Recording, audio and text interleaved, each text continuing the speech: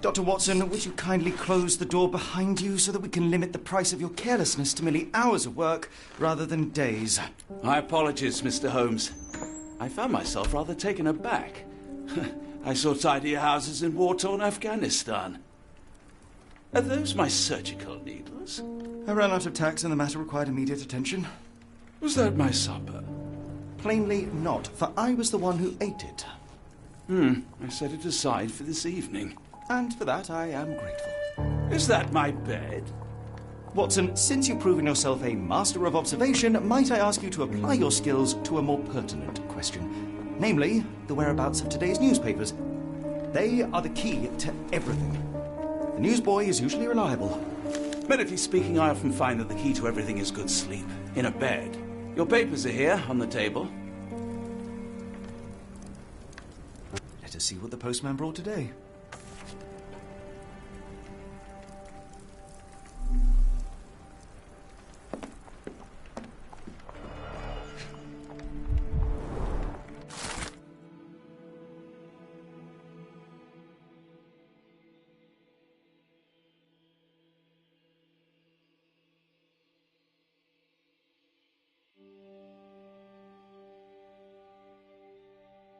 Local gossip, all of it uninteresting.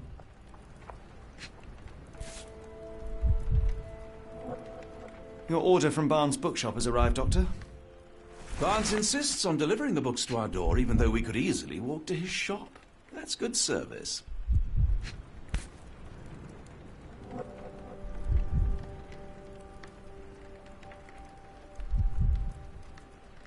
Another letter from Werner. I never reply, but they keep coming.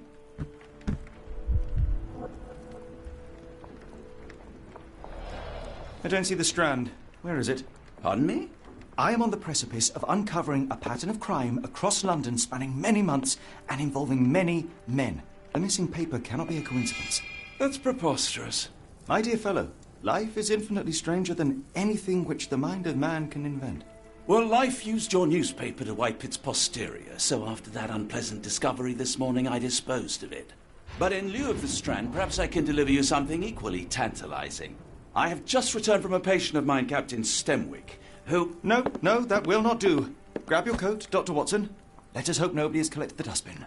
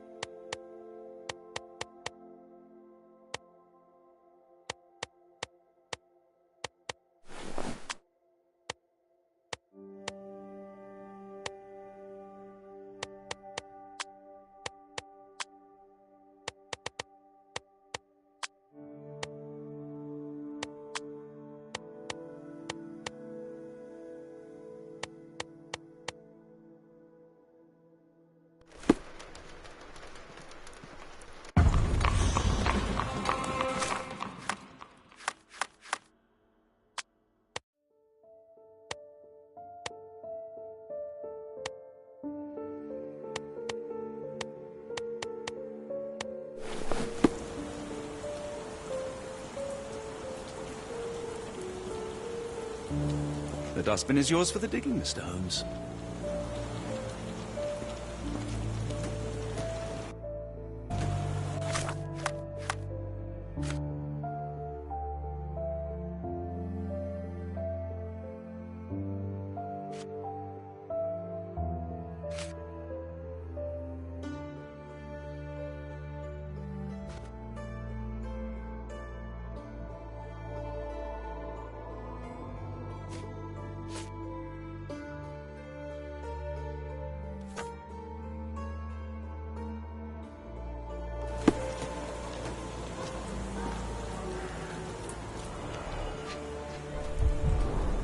You were mistaken, Dr. Watson. The paper was indeed dirtied, but not how you implied.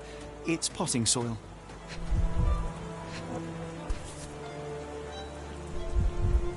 A cactus spine. If it gets in your skin, it's awfully tricky to remove, and when laced with poison, the perfect assassination tool. See, Watson? The conspiracy is real. Someone tried to poison me. Poison? You? That's madness. Get the Do you strand. even have Get your copy enemies of the that would strand want here. to kill you? Okay, perhaps from Cordona.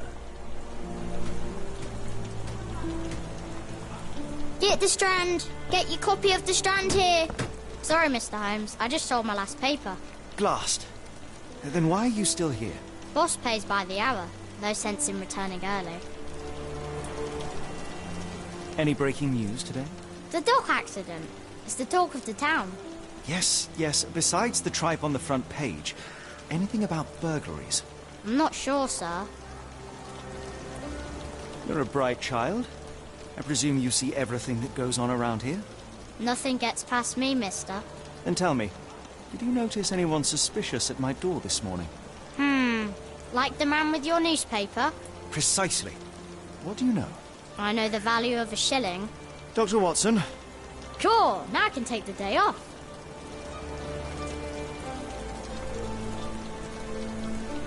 Can you describe the man you saw? He was carrying a lot of books. Up to his chin they were. Never heard of a well-read assassin. Looks can deceive. Hence the appeal of disguises. Which way did he go? Not sure. I was distracted by customers. Sorry. Did you see what he was up to? Nah, not really. I saw him approaching your house, but I had a customer. Then there's a loud bang. I ducked down. Not because I was scared, because I wasn't. I had to protect the merchandise. And all I could see was him kneeling at your door. All right. You earned your shilling. That'll be all. Thanks, Mr. Holmes. Maybe I could be your eyes and ears. If you have more shillings.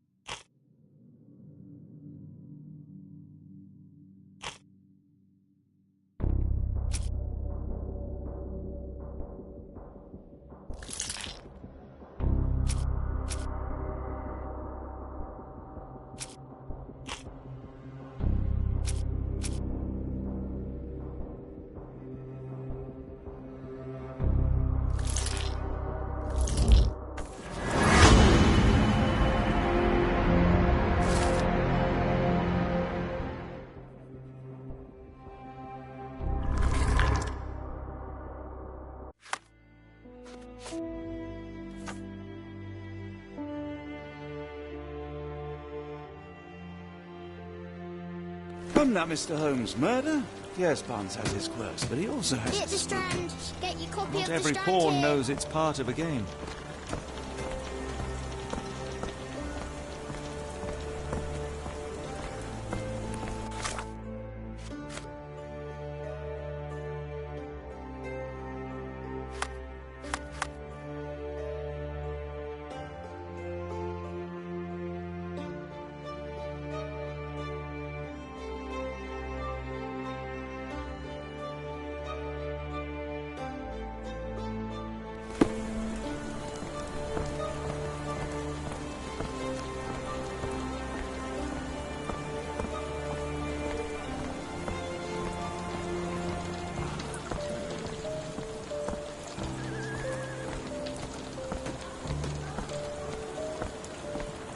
the Strand. Get your copy of the Strand here.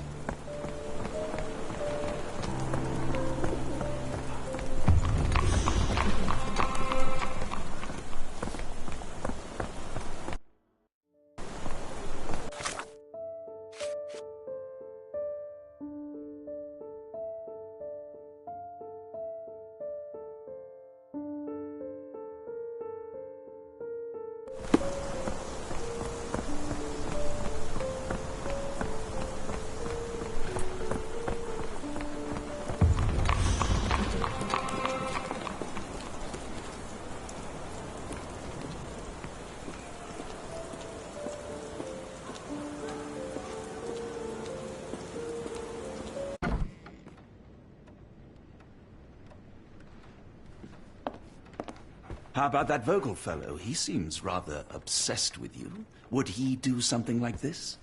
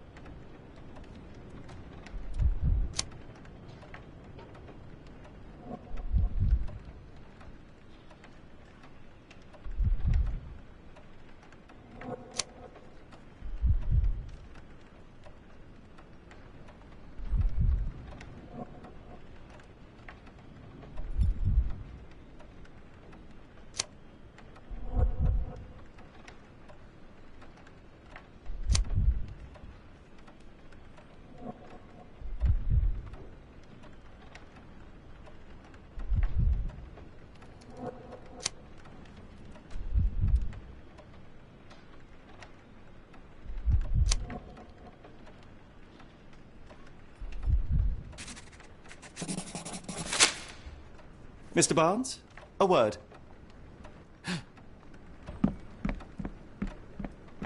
Ah, for goodness sake.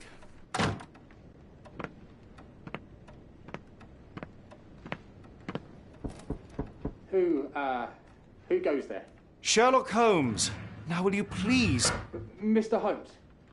Golly, I did not see you come in. Would you care to answer some questions for me? Well, I wish I could, but I am deep in the weeds with work. How about we reschedule in a month or two? Come now, Mr. Barnes. It will only take a moment. Really deep in the weeds with important things. Well, help yourself to any book. Just take it and pay later. I trust you, Mr. Holmes. Barnes doesn't seem like himself. Why is he acting this way? You're asking the right questions, Doctor. Let's find a way to coax him out.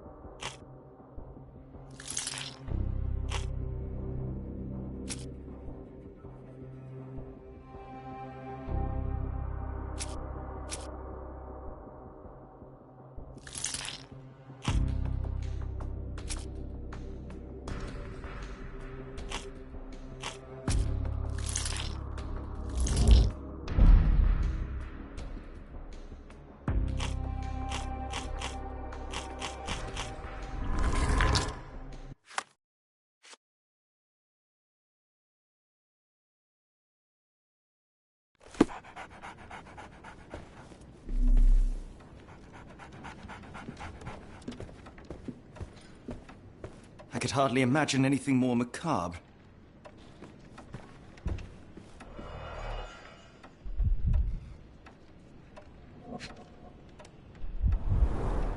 Basics of cryptoanalysis, cryptography in Egypt. It appears Barnes has an interesting hobby.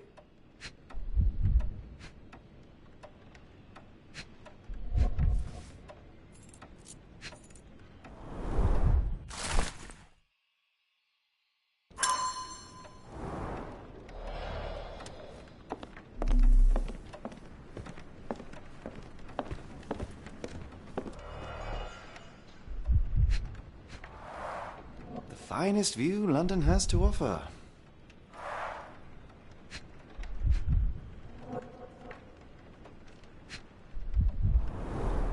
An improvised stand, but it does make the flowers more visible.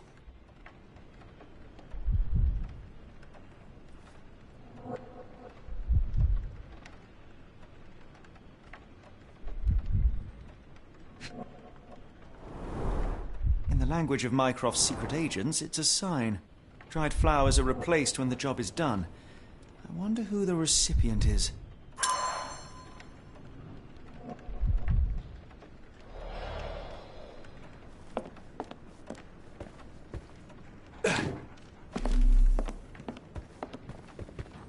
So, Barnes has a dog now. Who's a good boy? The ladder is broken, recently, judging by the freshness of the wood.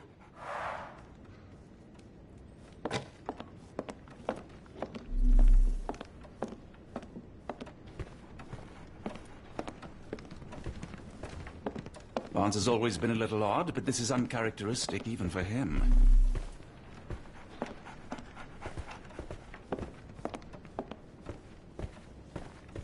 Apologies, but I can't hear you. Please come back later.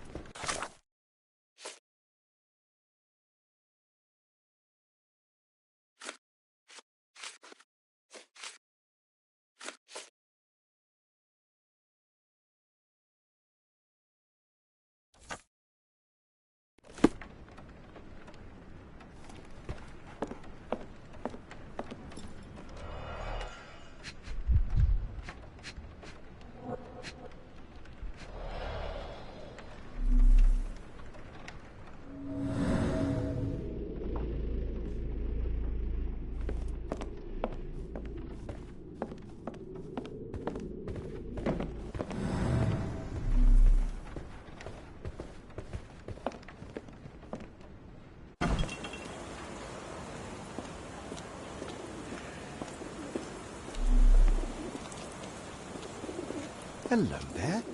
What's your name? Lily. I know, not very original. Encouraging people to stop and smell the roses? Our national emblem. God save the Queen. It must take patience and care to produce a bloom so beautiful. I imagine so. I merely sell them.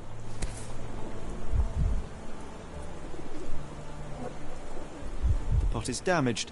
The blow was severe, but softened by something. A familiar spine. Is this what I found in my dustbin?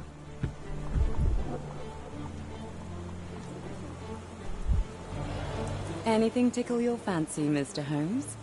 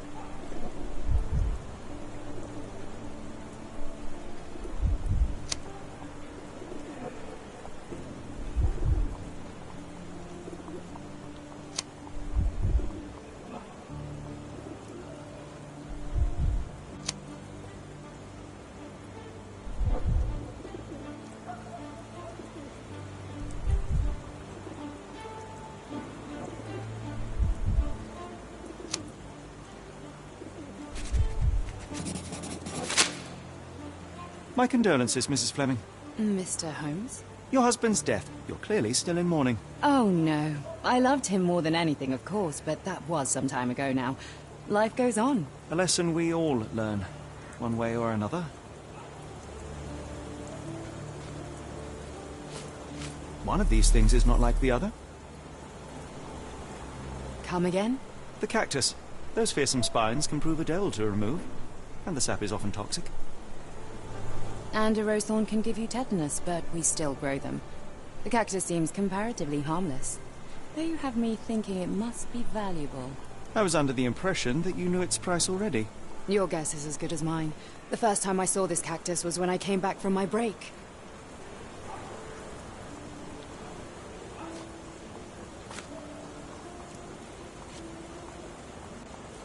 Are you sure you're asking the right person? I'm just a flower seller. What do you make of the flowers in Barnes' shop window? Well, they could use a bit of water. Do they mean anything to you? Mean anything how? I'm not sure I follow, Mr. Holmes. Why do you think they're there? Are you suggesting the flowers are for me? It seems likely, does it not? Oh, I hope you're right.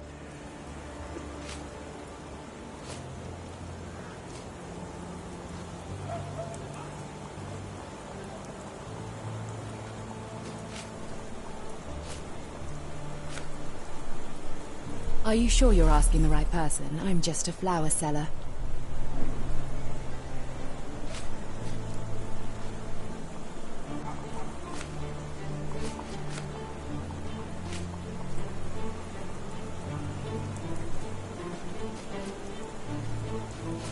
Are you sure you're asking the right person? I'm just a flower seller. I'm afraid I can't help with that, Mr. Holmes.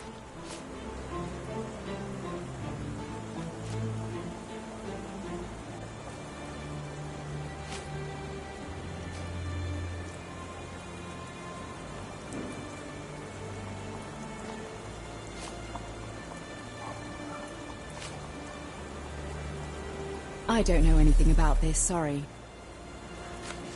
Are you sure you're asking the right person? I'm just a flower seller.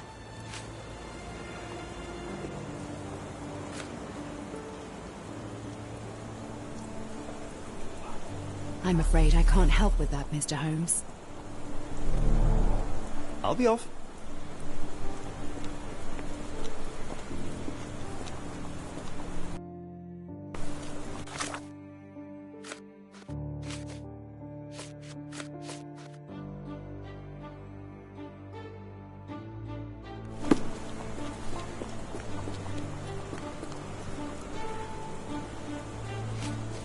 Are you familiar with Mr. Barnes? Yes. No, not really.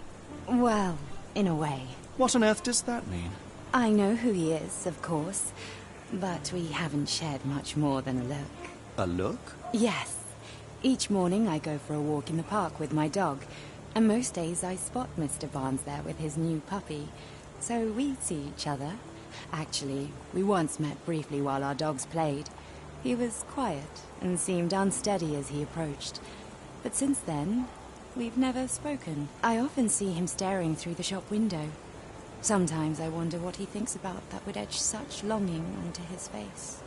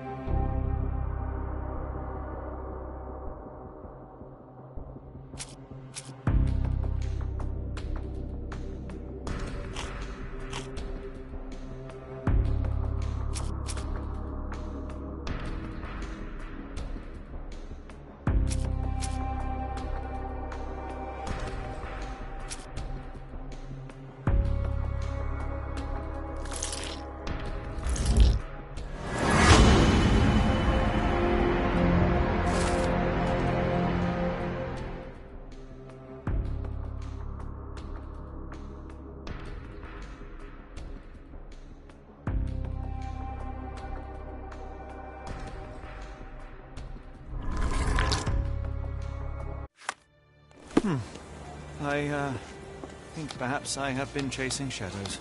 Do not despair, Mr. Holmes. Even the best of us make mistakes. We better tell Mr. Barnes what we've learned.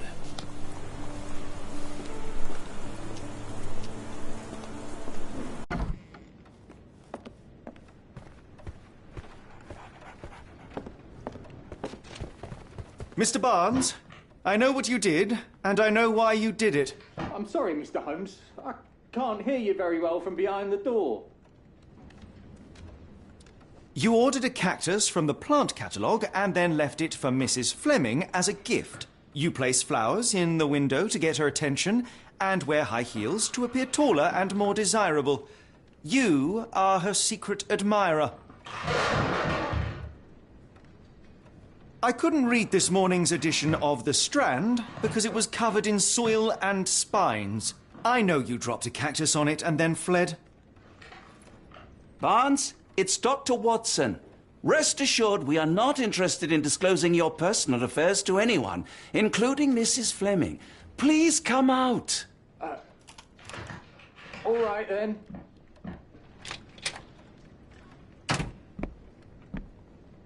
So, you know what happened then?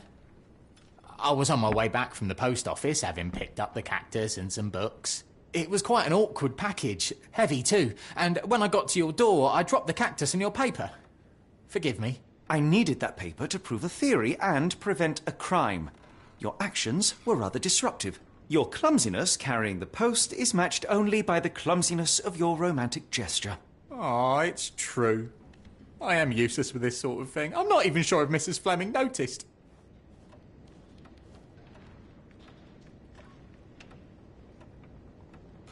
I have neither the experience nor the interest in navigating the finer sex and their peculiarities. Do what you will. Oh, right. Yes, of course. So, at last, we return to the matter of the paper. I'm investigating a string of burglaries.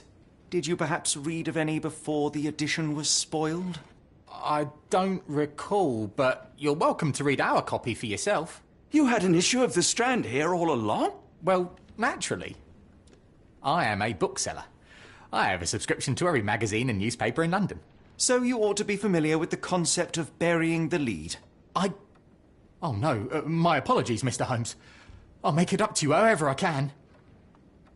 I am an expert on obscure languages and translation and Yes, okay. Just give me the paper.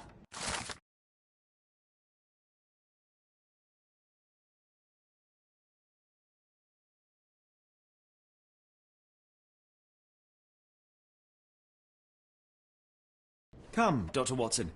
Let us put this matter behind us.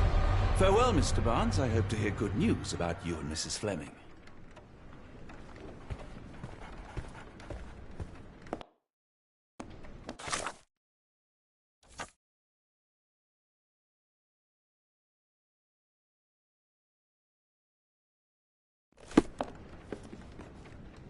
Well, that was an utter waste of time.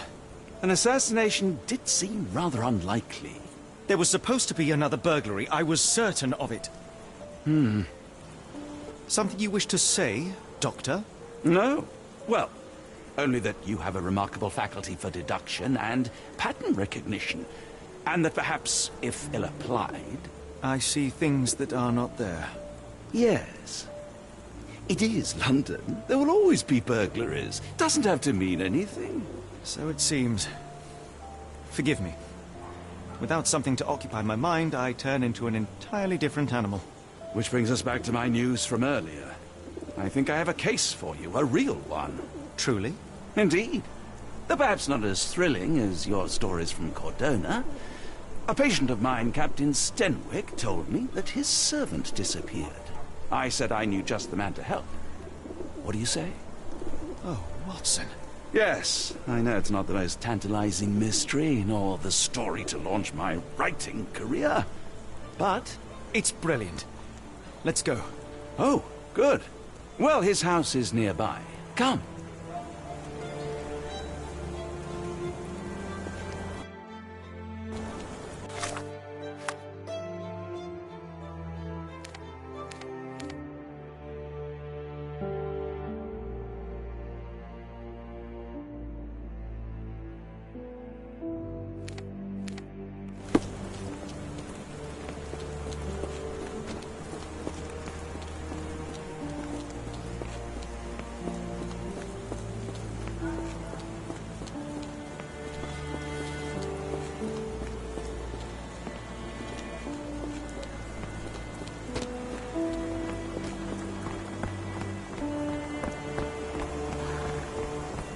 Not much further now. Is this lousy attitude of yours because of my altercation with Inspector Lockhart? Did he put you up to this? Sir, the Inspector has nothing to do with it. I'm telling you the same thing I tell anyone seeking a missing person. Good day, gentlemen. Forgive the intrusion. Captain Stenwick, this is my colleague Sherlock Holmes, the consulting detective I told you about. At last, a professional. This useless officer refuses to do anything about Kimmy here, my missing servant. What was your name again? I shall be certain to inform your superiors. Sergeant Ruffles. And it's my superiors who made this decision, sir. Have there been other disappearances lately? Of course, here and there. But when life is tough and opportunity comes knocking, you can't blame those who answer. Why has the police department decided not to help? We investigate murders, thefts, fraud, arson, real crimes. A servant walking away from his master is not our highest priority. That said, if we find Kimahia breaking the law, we'll be sure to notify Captain Stenwick. Now, I must be off. Best of luck in your search. You heard that, didn't you? The way that man spoke to me. I shall need your written testimony. Then we can lodge a complaint. Captain, perhaps Mr. Holmes' time is better spent learning about your servant, so that he may begin his investigation. Ah, yes. Quite right. Fire away. When did you last see your servant? Kimmy here normally brings me the morning papers, but yesterday I had to get them myself. He must have escaped the night before yesterday. May I see your servant's bedroom? His shack is in the garden. You can't miss it. Did you search the room? Of course, but only to check he wasn't lying dead inside. Everything seemed normal at a glance.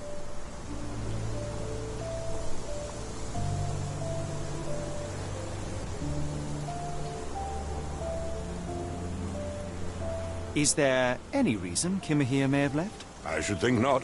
He had all he could have wanted. Gainful employment, new clothes, and all the cabbage he could eat.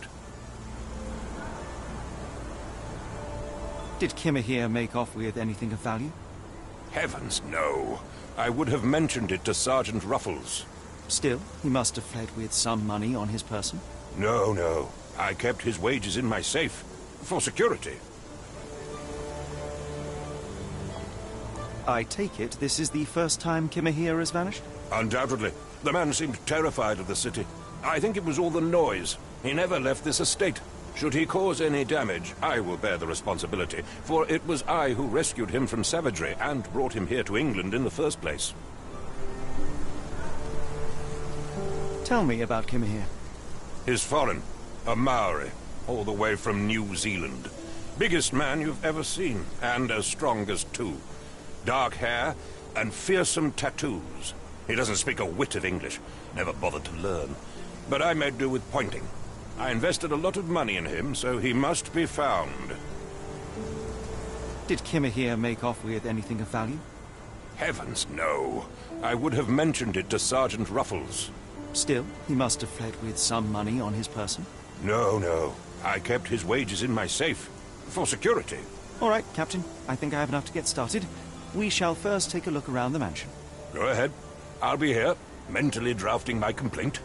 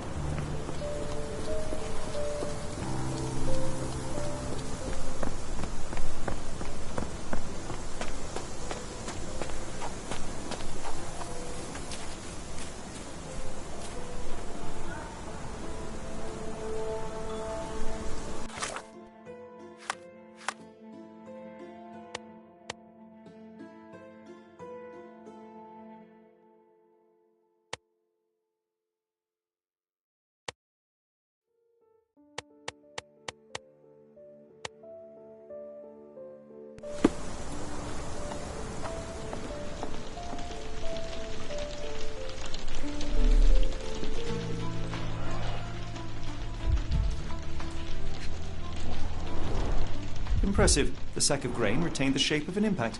Someone hit their head here.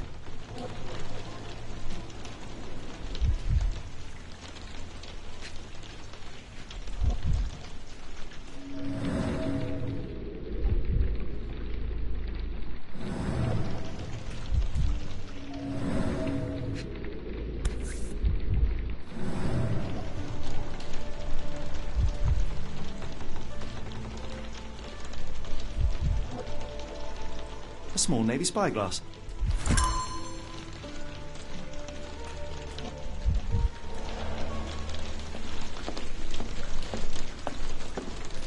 Clothes made of Hessian.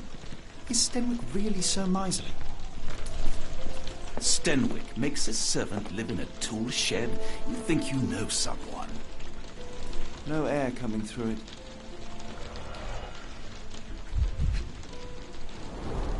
Button chops. The remains of a meal.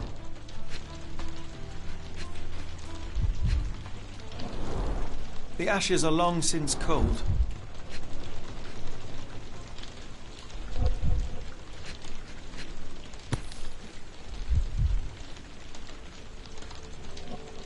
A heavy chemical odor. Lend me your nose, Doctor. Ah, I'll never forget that smell after my time in Afghanistan. That's an opioid, Mr. Holmes, a narcotic.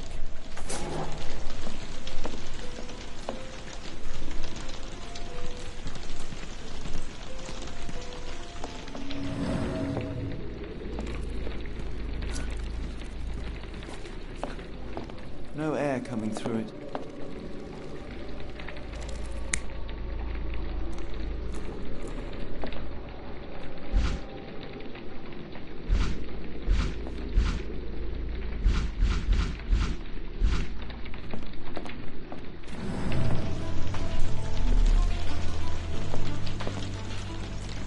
Do you think Kimmy here had an accomplice in his escape?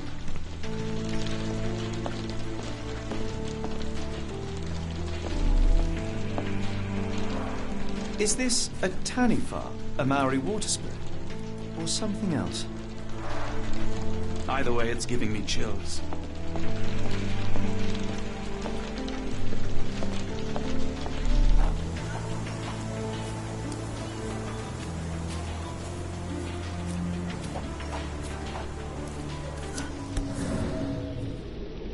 The rag reeks of smoke. Someone plugged the chimney.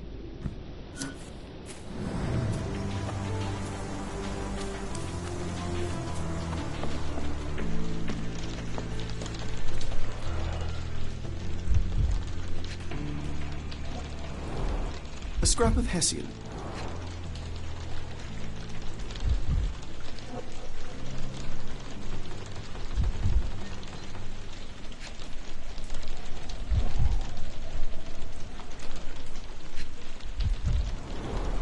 These were sturdy boxes. It would have required a serious blow to break them.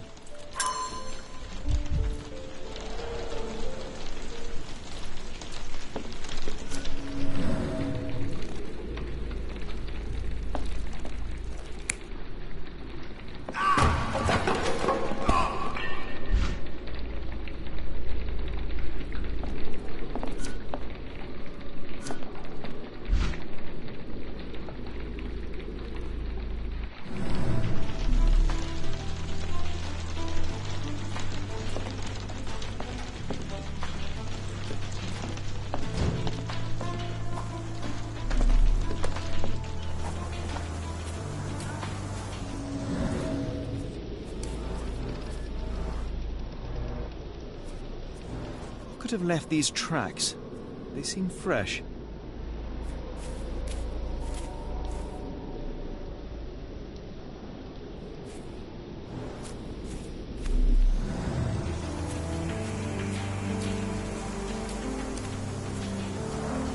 This lock is quite unusual. It appears that the key should be bent to the right.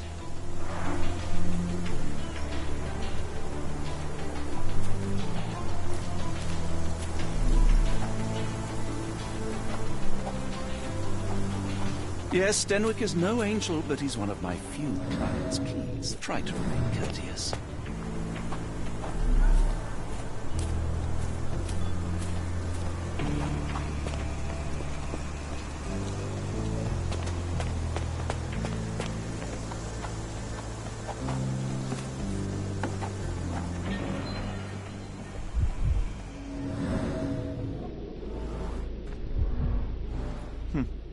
looks like a knee print. Chewing tobacco.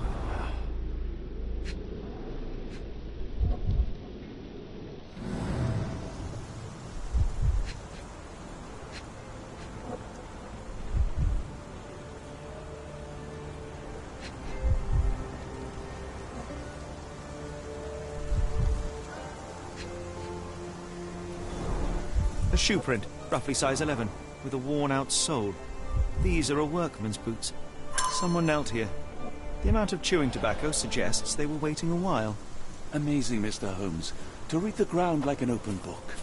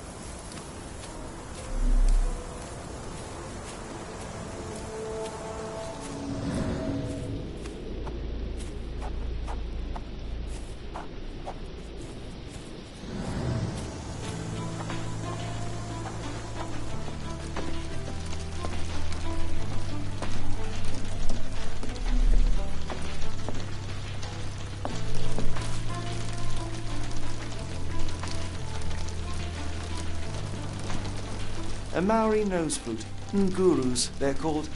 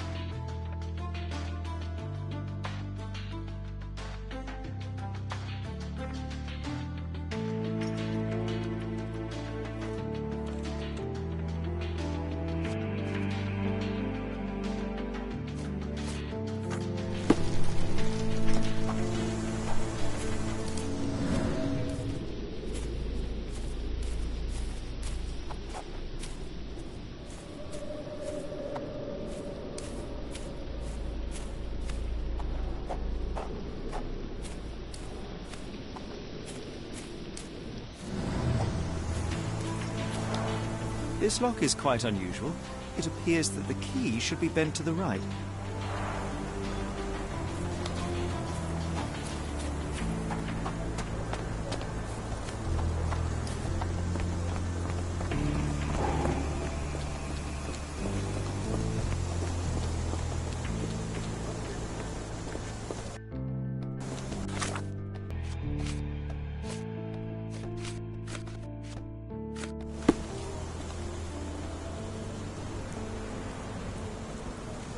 on earth are you going with this? Do you happen to know Kimahir's shoe size? I wouldn't have the foggiest. But I'm sure it was enormous. Not that it matters. He spent his life barefoot. Despite my best efforts, he simply did not take to shoes.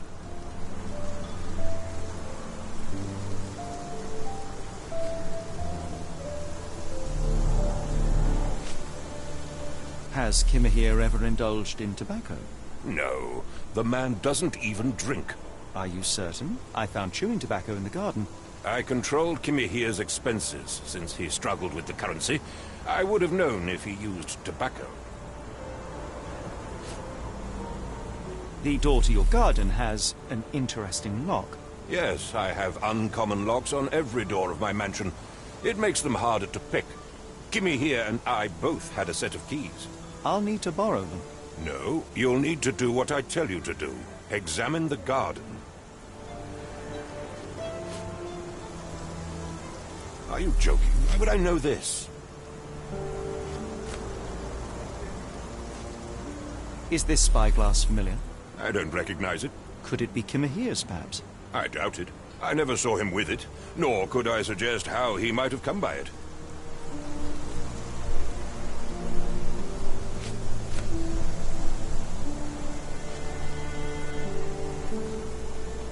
I came across a pile of Hessian clothes in the shack. Are they Kimahir's? Yes. I had to give him something to clothe himself. He seemed unfazed by his bare skin, but I found it distracting.